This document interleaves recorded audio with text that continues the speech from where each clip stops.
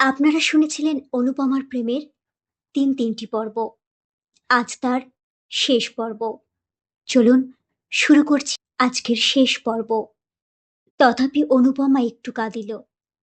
স্বামী মরিলে বাঙালির মেয়েকে কাঁদিতে হয়, তাই কাঁদিল। তাহার পর স্বইচ্ছায় সাদা পরিয়া সমস্ত অলংকার খুলিয়া ফেলিল। জননী কাঁদিতে কাঁদিতে বলিলেন, অনু, তোর এ বেশ তো আমি চোখে দেখতে পারি না, অন্তত হাতে একজোড়া বালাও রাখো। তা হয় না, বিধবার অলংকার পরতে নেই। কিন্তু তুই কচি মেয়ে। তাহা হোক, বাঙালির মেয়ে বিধবা হইলে কচি বুড়ো সমস্ত এক হইয়া যায়। জননী আর কি বলিবেন, শুধু কাঁদিতে লাগিলেন। অনুপমার বৈধব্যে লোকে নতুন করিয়া শোক করিল না। 2-1 বৎসরেই সে যে বিধবা হইবে তাহা সকলেই জানিত। কেহ বলিল, মরার সঙ্গে বিয়ে দিলে কি আর সধবা থাকে? কর্তাও এই কথা জানিতেন, গৃহিণীও বুঝিতেন, তাই শোকটা নতুন করিয়া হইল না। যাহা হইবার তাহা বিবাহ রাত্রেই হইয়া গিয়াছে। স্বামীকে ভালোবাসিত না, জানিল না, শুনিল না। তথাপি অনুপমা কঠোর বৈধব্য ব্রত পালন করিতে লাগিল। রাত্রি জল স্পর্শ করে না, দিনে এক মুষ্টি স্বহস্তে সিদ্ধ করিয়া লয়। একাদশীর দিন নিরম্ব উপবাস করে। আজ পূর্ণিমা, কাল অমাবস্যা, পরশু শিবরাত্রি। এমনি করিয়া মাসের 15 দিন সে কিছু খায় নাই। কেহ কোনো কথা বলিলে বলে, আমার ইহকাল গিয়াছে, এখন পরকালের কাজ করিতে দাও। এত কিন্তু সহিবে কেন? উপবাসে অনিয়মে অনুপমা শুকাইয়া অর্ধেক হইয়া গেল। দেখিয়া দেখিয়া গৃহিণী ভাবিলেন, এইবার সে মরিয়া যাইবে। কর্তাও ভাবিলেন, তাহা বড় বিচিত্র নহে। তাই একদিন স্ত্রীকে ডাকিয়া বলিলেন, অনুর আবার বিয়ে দিই। গৃহিণী বিস্মিত হইয়া জিজ্ঞাসা করিলেন, তা কি হয়? ধর্ম যাবে যে? অনেক ভেবে দেখলুম, 2 বার বিবাহ দিলেই ধর্ম যায় না। বিবাহের সঙ্গে ধর্মের সঙ্গে এ বিষয়ের কোনো সম্বন্ধ নাই, বরং নিজের কন্যাকে এমন করে খুন করলেই ধর্মহানির সম্ভাবনা। তবে দাও। অনুপমা কিন্তু এ কথা শুনিয়া ঘাড় নাড়িয়া দৃঢ়স্বরে বলিল, তা হয় না। কর্তা তখন নিজে ডাকিয়া বলিলেন, খুব হয় মা। তাহলে আমার ইহকাল পরকাল 2 কালই গেল। কিছুই যায় নাই, যাবে না, বরং না হলে যাবার সম্ভাবনা। মনে করো, তুমি যদি গুণবান পতি লাভ করো, তাহলে 2 কালেরই কাজ করতে পারবে। একা কি হয় না? না মা, হয় না। অন্তত বাঙালির ঘরের মেয়ের দ্বারা হয় না। ধর্মকর্মের কথা ছেড়ে দিয়ে সামান্য কোনো একটা কর্ম করতে হলেই তাদেরকে অন্যের সাহায্য গ্রহণ করতে হয়। স্বামী ভিন্ন তেমন সাহায্য আর কে করতে পারে বলো? আরো কি দোষে তোমার এত শাস্তি? অনুপমা আনত মুখে বলিল, আমার পূর্বজন্মের ফল। গোড়া হিন্দু জগবন্ধু বাবুর কর্ণে এ কথাটা খট করিয়া লাগিল। কিছুক্ষণ স্তব্ধ থাকিয়া বলিলেন, তাই যদি হয়, তবুও তোমার একজন অভিভাবকের প্রয়োজন। আমাদের অবর্তমানে কে দেখবে তোমাকে? দাদা দেখবেন। ঈশ্বর না করুন, কিন্তু সে যদি না দেখে, সে তোমার মার পেটের ভাই নয়। বিশেষ আমি যতদূর জানি, তার মনও ভালো নয়। অনুপমা মনে মনে বলিল, তখন বিষ খাবো। আরো একটা কথা আছে অনু, পিতা হলেও সে কথা আমার বলা উচিত। মানুষের মন সবসময় যে ঠিক এক রকমেরই থাকবে তা কেউ বলতে পারে না। বিশেষ যৌবনকালে প্রবৃত্তিগুলি সর্বদা বশ রাখতে মুনি ঋষিরাও সমর্থ হন না। কিছুকাল নিস্তব্ধ থাকিয়া অনুপমা কহিল, জাত যাবে যে? না মা, জাত যাবে না। এখন আমার সময় হয়ে আসছে, চোখও ফুটছে। অনুপমা ঘাড় নাড়িল, মনে মনে বলিল, তখন জাত গেল, আর এখন যাবে না? যখন চক্ষুকর্ণ বন্ধ করে তোমরা আমাকে বলিদান দিলে, তখন এ কথা ভাবলে না কেন? আজ আমারও চক্ষু ফুটেছে, আমিও ভালোরূপ প্রতিশোধ নেব। কোনরূপে তাহাকে টলাইতে না পারিয়া জগবন্ধুবাবু বলিলেন, তবে মা, তাই ভালো। তোমার ইচ্ছার বিরুদ্ধে আমি বিবাহ দিতে চাই না। তোমার খাবার পরবার ক্লেশ না হয় তা আমি করে যাব। তারপর ধর্মে মন রেখে যাতে সুখী হতে পারো, করো। 3 বৎসর পরে খালাস হইয়াও ললিতমোহন বাড়ি ফিরিল না। কেহ বলিল লজ্জায় আসিতেছে না, কেহ বলিল সে গ্রামে কি আর মুখ দেখাতে পারে। ললিতমোহন নানা স্থান পরিভ্রমণ করিয়া 2 বৎসর পরে সহসা একদিন বাটিতে আসিয়া উপস্থিত হইল। তাহার জননী আনন্দে পুত্রের শিরচুম্বন করিয়া আশীর্বাদ করিলেন, বাবা, এবার বিবাহ করে সংসারী হও। যা কপালে ছিল তা তো ঘটে গিয়েছে, এখন সেজন্য আর মনে দুঃখ করো না। ললিত যাহা হয় একটা করিবে স্থির করিল। 5 বৎসর পরে ফিরিয়া আসিয়া ললিত গ্রামে অনেক পরিবর্তন দেখিল। বিশেষ দেখিল জগবন্ধুবাবুর বাটিতে কর্তা গিন্নি কেহ জীবিত নাই। চন্দ্রনাথ বাবু এখন সংসার কর্তা। অনুপমা বিধবা হইয়া এইখানেই আছে, কারণ তাহার অন্যত্র স্থান নাই। পূর্বেই জননীর মৃত্যু হইয়াছিল। পরে পিতার মৃত্যুর পর অনুপমা ভাবিয়াছিল পিতা যাহা দিয়া গিয়াছেন তাহা লইয়া কোনো তীর্থস্থানে থাকিবে এবং সেই টাকায় পূর্ণ ধর্ম নিয়মব্রত করিয়া অবশিষ্ট জীবনটা কাটাইয়া দিবে। কিন্তু শ্রাদ্ধ শান্তি হইলে উইল দেখিয়া সে মর্মাহত হইল। পিতা কেবল তাহার নামে 500 টাকা দিয়া গিয়াছেন। তাহারা বড় লোক, এই সামান্য টাকা তাহাদিগের নিকট টাকাই নহে। বাস্তবিক এই অর্থে কাহারও চিরজীবন গ্রাসাচ্ছাদন নির্বাহিত হইতে পারে না। গ্রামে অনেকেই কানাঘোষা করিল এ উইল জগবন্ধুবাবুর নহে, ভিতরে কিছু কার সাজিয়াছে। কিন্তু সে কথায় ফল কি? নিরুপায় হইয়া অনুপমা চন্দ্রবাবুর বাটিতেই রহিল। লোকে বলে পিতার মৃত্যু না হওয়া পর্যন্ত সৎমাকে চিনতে পারা যায় না, সৎ ভাইকেও সেইরূপ পিতার জীবিতকাল পর্যন্ত চিনিতে পারা কঠিন। এতদিন পরে অনুপমা জানিতে পারিল তাহার দাদা চন্দ্রনাথ বাবু কি চরিত্রের মানুষ। যত প্রকার অধম শ্রেণীর মানুষ দেখিতে পাওয়া যায়, চন্দ্রনাথ বাবু তাহাদের সর্বনিকৃষ্ট।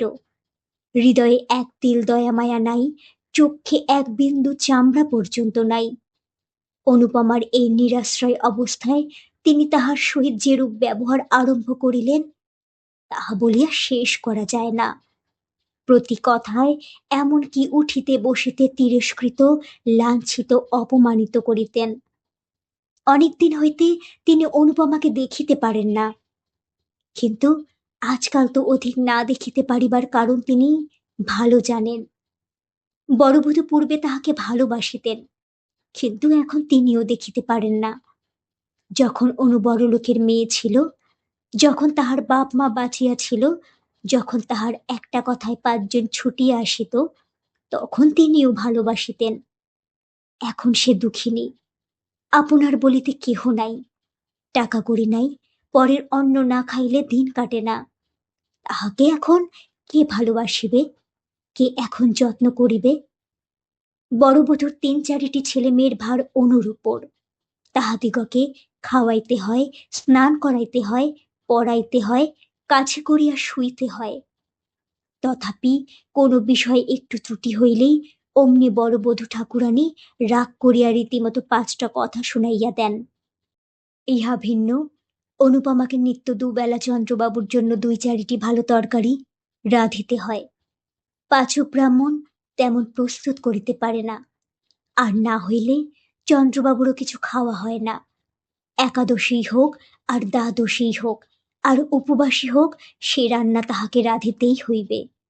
বিধবা হইয়া অনুপমা প্রাতঃকালে স্নান করিয়া অনেকক্ষণ ধরিয়া পূজা করিত। এখন তাহাকে সেই সময়টুকুও দেওয়া হয় না। একটু বিলম্ব হইলেই বড়বধূ ঠাকুরানী বলিয়া ওঠেন, ঠাকুরজি, একটু হাত চালিয়ে নাও, ছেলের কাঁদছে, এখন পর্যন্ত কিছু খেতে পায়নি। অনুপমা যাতা করিয়া উঠিয়া আসে, একটি কথাও সে মুখ ফুটিয়া বলিতে পারে না। একাদশীর দীর্ঘ উপবাস করিয়াও তাহাকে রাত্রে রন্ধন করিতে যাইতে হয়। তৃষ্ণায় বুক ফাটিতে থাকে। অগ্নির উত্তাপে মাথা টিপ টিপ করিতে থাকে, গা ঝিমঝিম করে, তবু কথা কহে না।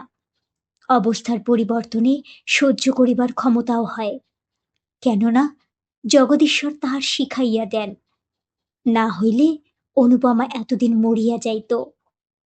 এ সংসারে তাহার অপেক্ষা দাস দাসীরা শ্রেষ্ঠ। জোর করিয়া তাহাদের দুটো বলিলে তাহারাও দুটো জোরের কথা বলিতে পারে। অন্তত আমার মাহিনাপত্র চুকাইয়া দিন, বাড়ি যাই, এ কথাও বলিতে পারে। কিন্তু অনু তাহাও বলিতে পারে না।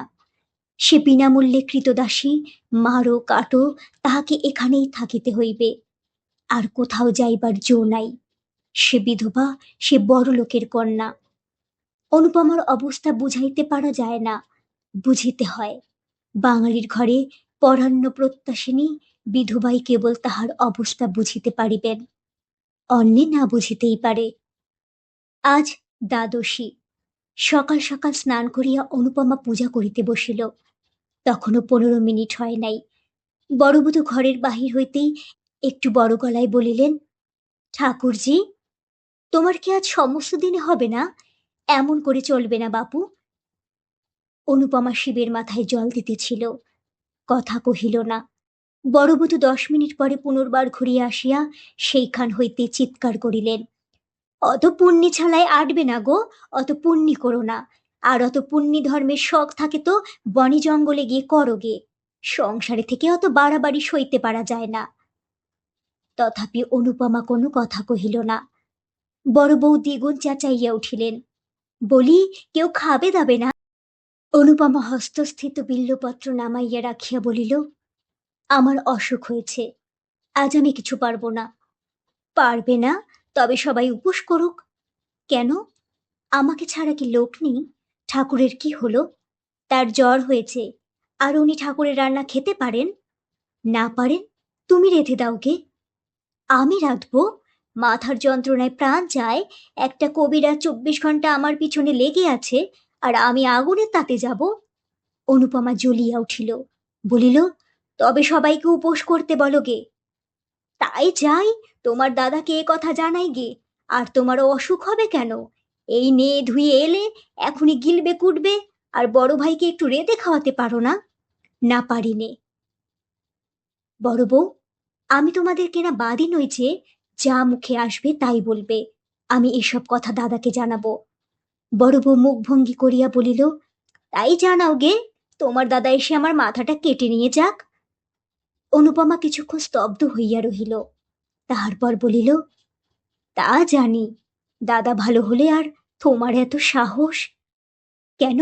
তিনি করেছেন কি? খেতে দিচ্ছেন, পড়তে দিচ্ছেন, আবার কি করবেন? সত্যি সত্যি তো। আর আমাকে তাড়িয়ে দিয়ে তোমার মাথায় করে রাখতে পারেন না, এই জন্য আর মিছে রাগ করলে চলবে কেন? সমস্ত বস্তুর সীমা আছে। অনুপমার সহিষ্ণুতারও সীমা আছে। সে এতদিন যাহা বলে নাই, আজ তাহা বলিয়া ফেলিল। বলিল, দাদা আমাকে খাওয়াবেন পড়াবেন কি? যে বাপের টাকায় তিনি খান, আমি সেই বাপের টাকায় খাই। বড় বউ ক্রুদ্ধ হইল। তাই যদি হতো, তাহলে বাপ আর পথের কাঙাল করে রেখে যেত না। পথের কাঙাল তিনি করে যাননি, তোমরাই করেছ। গ্রাম শুদ্ধ সবাই জানে তিনি আমাকে নিঃসম্বল রেখে যাননি। সে টাকা দাদা চুরি না করলে আজ আমার তোমার মুখ নাড়া খেতে হতো না। বড়বধূর মুখ প্রথমে শুকাইয়া গেল, কিন্তু পরক্ষণেই দ্বিগুণ তেজে জ্বলিয়া উঠিল। গ্রাম শুদ্ধ সবাই জানে উনি চোর? তবে এ কথাও ওকে জানাবো। জানিও, আরো বলো যে পাপের ফল তাকে পেতেই হবে। সেদিন এমনই গেল। অবশ্য এ কথা চন্দ্রবাবু শুনিতে পাইলেন, কিন্তু কোনরূপ উচ্চবাচ্য করিলেন না। চন্দ্রনাথ বাবুর সংসারে ভোলা বলিয়া একজন ছোড়া মতো ভৃত্য ছিল। 5-6 দিন পরে চন্দ্রবাবু একদিন তাহাকে বাটির ভেতর ডাকিয়া আনিয়া বেদম প্রহার করিতে লাগিলেন। চিৎকার শব্দে অন্যান্য দাসদাসীরা ছুটিয়া আসিল। তখনও অসম্ভব মার চলিতেছে। অনুপমা ঘরের ভেতর পূজা করিতেছিল। পূজা ফেলিয়া সেও ছুটিয়া আসিল। ভোলার নাক মুখ দিয়া তখনও রক্ত ছুটিতেছিল। অনুপমা চিৎকার করিয়া উঠিল, দাদা করো কি, মরে গেল যে। চন্দ্রবাবু খিচাইয়া উঠিলেন, আজ বেটাকে একেবারে মেরে ফেলবো। তোকেও সঙ্গে সঙ্গে মেরে ফেলতাম, কিন্তু তুই শুধু মেয়ে মানুষ বলে বেঁচে গেলি। আমার সংসারে এত পাপ আমি বরদাস্ত করব না। বাবা তোকে 500 টাকা দিয়ে গেছেন, তাই নিয়ে তুই আজই আমার বাড়ি থেকে দূর হয়ে যা। অনুপমা কিছুই বুঝিতে পারিল না, শুধু বলিল, সে কি? কিছুই নয়, আজ টাকা নাও, নিয়ে ভোলার সঙ্গে দূর হয়ে যাও, বাইরে গিয়ে যা খুশি করো গে। অনুপমা সেইখানে মূর্ছিত হইয়া গেল। দাসদাসীরা সকলেই এ কথা শুনিল। কেউ মুখে কাপড় দিয়া হাসিল, কেউ হাসি চাপিয়া ভালো মানুষের মতো সরিয়া গেল, কেহ বা ছুটিয়া অনুপমাকে তুলিতে আসিল। চন্দ্রবাবু মৃতপ্রায় ভোলার মুখে আর একটা পদাঘাত করিয়া বাহিরে চলিয়া গেলেন। আজ অনুপমার শেষ দিন। এই সংসারে সে আর থাকিবে না। জ্ঞান হইয়া অবধি সে সুখ পায় নাই। ছেলেবেলায় ভালোবাসিয়াছিল বলিয়া নিজের শান্তি নিজে ঘুচাইয়াছিল। অতিরিক্ত বাড়াবাড়ি করিয়াছিল বলিয়া বিধাতা তাহাকে এক তিল সুখ দেন নাই। যাহাকে ভালোবাসিত মনে করিত তাহাকে পাইল না। যে ভালোবাসিতে আসিয়াছিল তাহাকে তাড়াইয়া দিল। পিতা নাই, মাতা নাই, দাঁড়াইবার স্থান নাই, স্ত্রীলোকের একমাত্র অবলম্বন সতীত্বের সুযশ, তাহাও ঈশ্বর কাড়িয়া লইতে বসিয়াছেন। তাই আর এসে সংসারে থাকিবে না। বড় অভিমানে তাহার হৃদয় ফাটিয়া উঠিতেছে। নিস্তব্ধ নিদ্রিত কৌমুদী রজনীতে খিড়কির দ্বার খুলিয়া আবার বারবার 3বার পুষ্করিণী সেই পুরাতন সোপানে আসিয়া উপবেশন করিল। এবার অনুপমা চালাক হইয়াছে।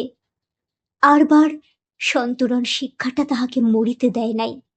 এবার তাহা বিফল করিবার জন্য কাকে কলসি লইয়া আসিয়াছে। এবার পুষ্করিণীর কোথাও ডুবন জল আছে, তাহা বাহির করিয়া লইবে। এবার নিশ্চয়ই ডুবিয়া মরিবে।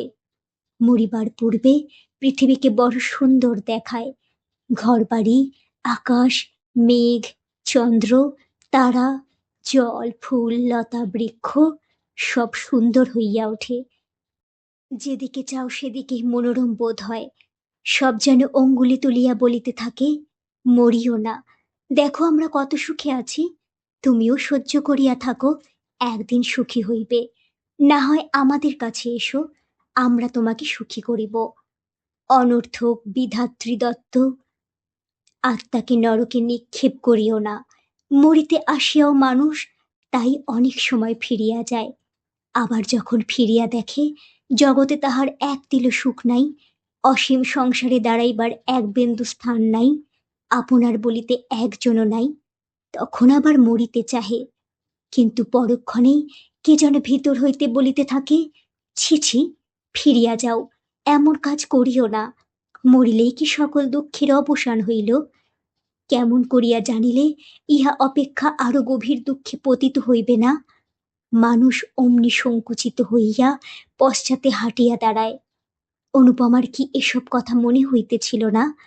কিন্তু অনুপমা তবুও মরিবে, কিছুতেই আর বাঁচিবে না। পিতার কথা মনে হইল, মাতার কথা মনে হইল, সঙ্গে সঙ্গে আর একজনের কথা মনে হইল। যাহার কথা মনে হইল সে ললিত। যাহারা তাকে ভালোবাসিত তাহারা সকলেই একে একে চলিয়া গিয়াছে, শুধু একজন এখনো জীবিত আছে। সে ভালোবাসিয়াছিল, ভালোবাসা পাইতে আসিয়াছিল, হৃদয়ের দেবী বলিয়া পূজা দিতে আসিয়াছিল। অনুপমা সে পূজা গ্রহণ করে নাই এবং অপমানিত করিয়া তাড়াইয়া দিয়াছিল। শুধু কি তাই, জেলে পর্যন্ত দিয়াছিল। ললিত সেখানে কত ক্লেশ পাইয়াছিল, হয়তো অনুপমাকে কত অভিসম্পাত করিয়াছিল।